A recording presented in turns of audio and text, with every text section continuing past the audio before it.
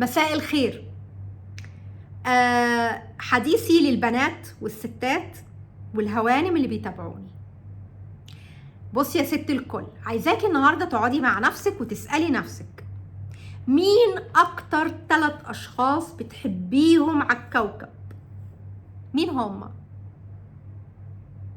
لو ما ذكرتيش اسمك اول انسان بتحبيه على الكوكب، اعرفي ان انتي ما بتحبيش نفسك للأسف. أرجوكي لو كان ردك 3 أشخاص من ضمنهم مفيش نفسك، اعرفي ان انتي مش بتحبي نفسك.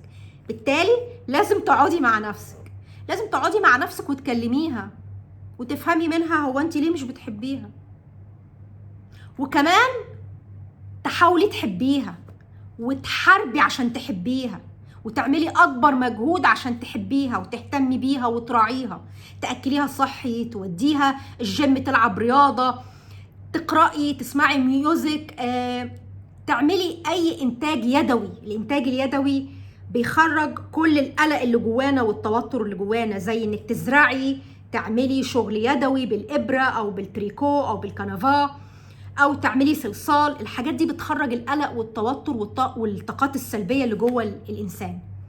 فلو كان جوابك ان اكتر 3 بشر بتحبيهم على الارض مثلا جوزي، اولادي، ماما وبابا، اعرفي انك ما بتحبيش نفسك. اول شخص مفروض يجي في بالك لما حد يقولك قولي لنا 3 اكتر اشخاص بتحبيهم على الكوكب، مفروض اول شخص تقوليه انا.